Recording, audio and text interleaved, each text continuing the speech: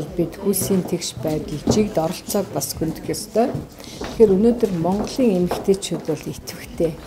Ялангуяа гамшигын эрсдлийг бууруулахад эмэгтэйчүүдийн манлайлал оролцоог дээшлүүлэх асуудал бол өнөөдөр хамгийн чухал.